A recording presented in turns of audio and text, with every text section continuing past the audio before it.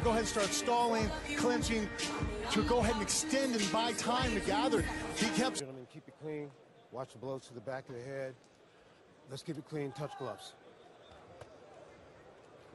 Herb Dean in charge of this lightweight bout.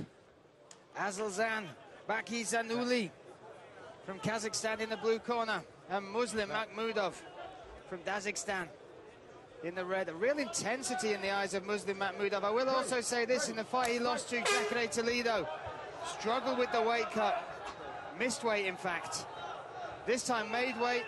Well, he's very apparently, just looking at his body as he walked in the cage, he looks 10 pounds lighter body fat-wise than he did in his last showing. Without a doubt. We'll see if that affects his performance as well, but he's got to be on point here. A bad weight cut can sap your energy. Not only is it, obviously an indication, of maybe some poor training leading up to it, but forcing yourself to do it the wrong way just to make that number, there's consequences, and you saw it in his last performance.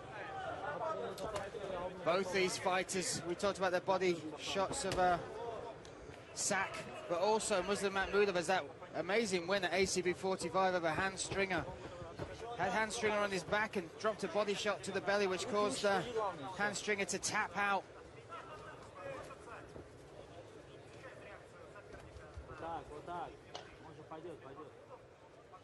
Again, Sak using small feints, trying to get a read on Muslim Makhmudov, but a different game plan from Makhmudov now. You saw that they're charging forward in that ACB 67 fight against Toledo, which got him in trouble. Much more measured in this early 1 minute 30 of this first round. Oh, looking for a straight 1-2. Nice and clean, and right off of the kick. Great timing to do that. I think, and very intelligently so. Toledo, a tall, long, heavy-hitting fighter, but I'm willing to bet Sak hits a little bit harder. I would not want to rush in on that guy. You're going to want to make sure you pick your moments, because eating a shot from him is going to be a little bit harder to recover from. And plus, he throws it in bunches. He stuns you with a shot. He's such a high-level striker. 3 or 4 more shots are coming at different angles. Oh, there's a body shot from Makhmudov with an overhand right to follow. That was sweet. And already, Muslim looks so much better than he did in that last fight. I think that weight cut, obviously, his physique leading up to it, you could tell he just wasn't in the kind of shape he is right now. And so then you start wondering, okay, were you sparring enough? Were you wrestling enough? Where's your body at? And then you add on top of that, to top it off, a poor weight cut that you suffer through, and it's going to just really sap your energy the next night. You definitely set himself up much better for success this night. Coming in with a solid game plan so far. Not giving the strike Sak wants to counter offer, but actually trying to get him to... Oh, nice inside leg kick. That. I think we heard that one. Actually, yeah, when I listened to the noise back, I was like, that's not the noise a leg makes, is it? No, you could have closed your eyes. And, no, that was a groin shot. Nice thunk of the cup. Can we have that noise again? I don't know what's... Mine goes ding. I don't know what the difference is between us. Mine's more of a thunk. Okay, we have to... We're get back on track, buddy. We just got to move on side. Oh, dear. Herb Dean just checking he's okay. Sakbin has to watch those weapons. Totally unintentional. There's no intent there to... Well, it's such a great area to kick the inside of the thigh. Your femoral artery runs there. It locks the leg up, off-balances your opponent. But there's a danger that if your opponent moves forward even just a few inches, that inside thigh kick turns into a groin shot. And you're responsible for it. Oh, look at the power there. Makhmudov is waiting for him to come in, and there's a body shot from Sak. He's got to watch the overhand right from Makhmudov, but he's backing him up now.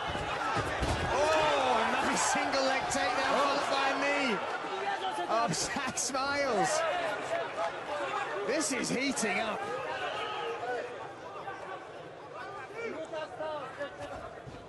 Nice straight punches coming from Muslim. But Sak, you can see he's getting hungry to want to go ahead and get it. He's getting impatient right now.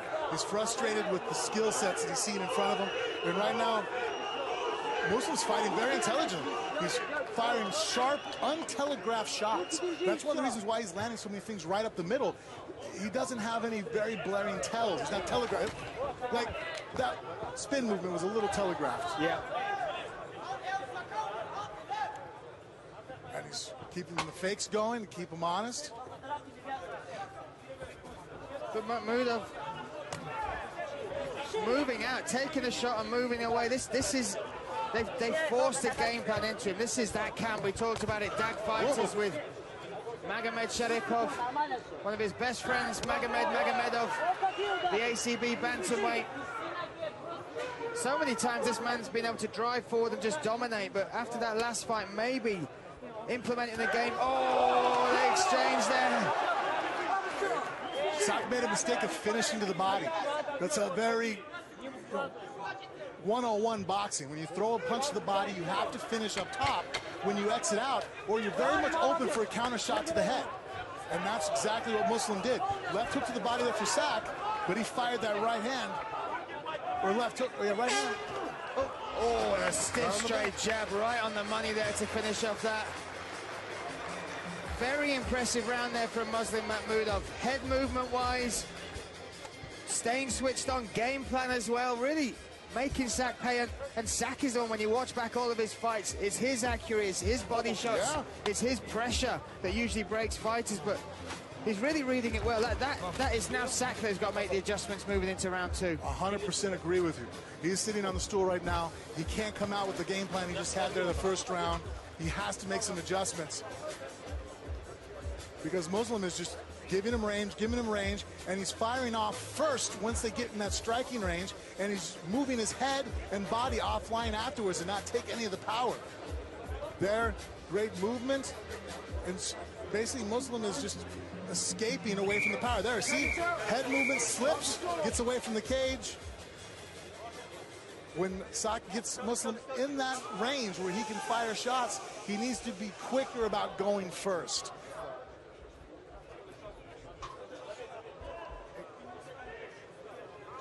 So we're set for round number two here in Moscow at the Raisi Hall for ACB 77.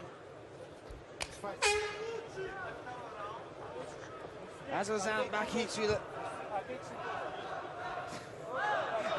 Bakhizanuli almost caught me then.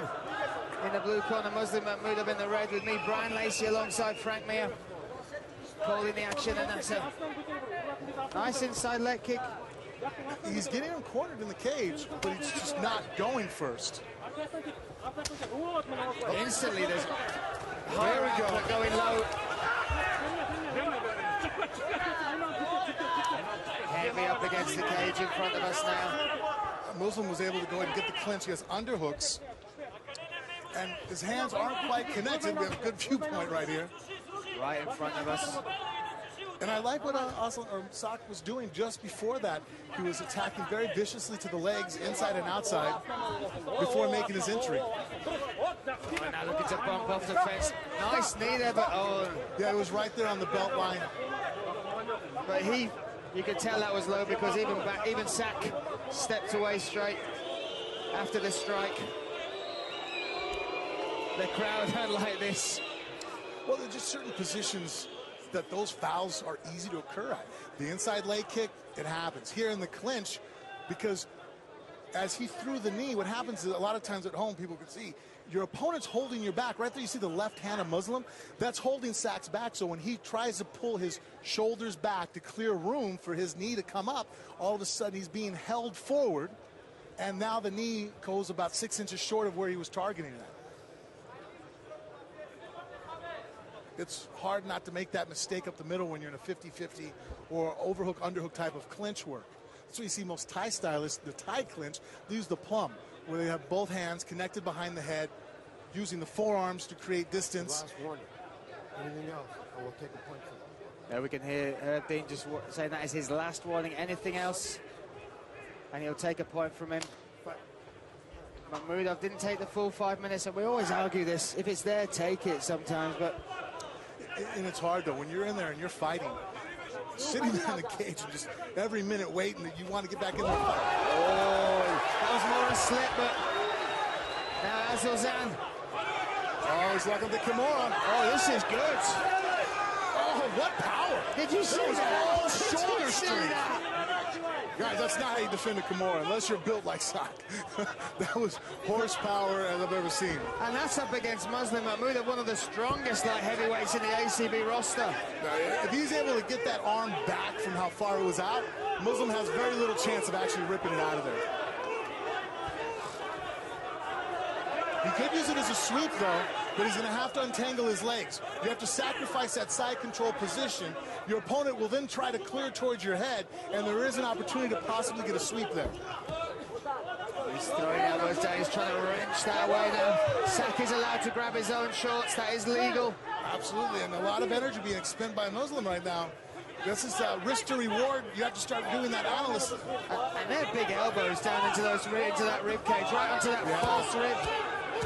Big hammer fists as well. And then Makhmoudov lets that go.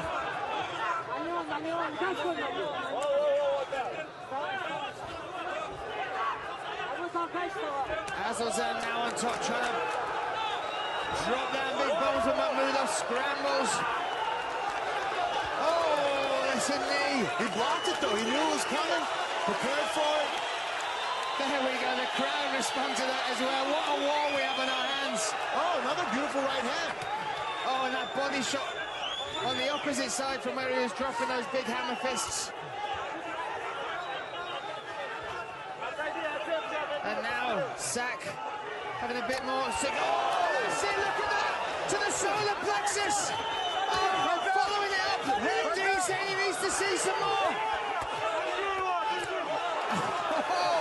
Makhmoudov is somehow survived that. He's been caught again.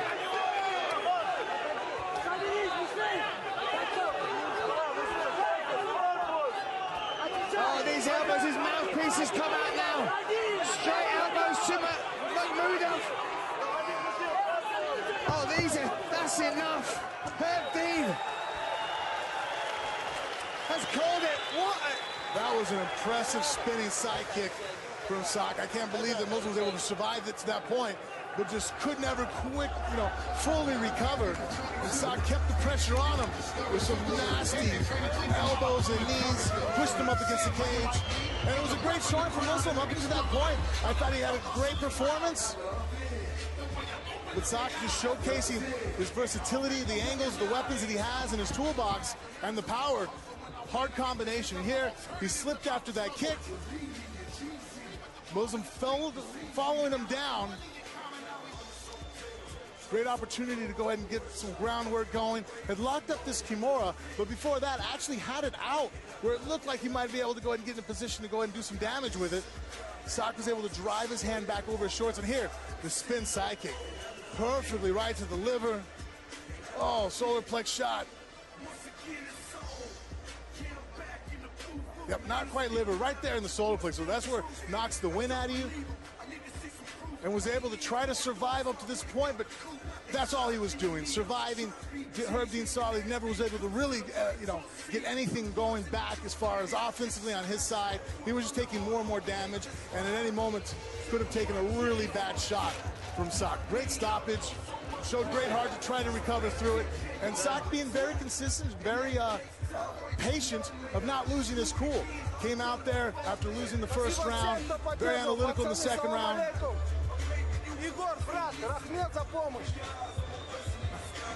Very excited there. Now to make it official.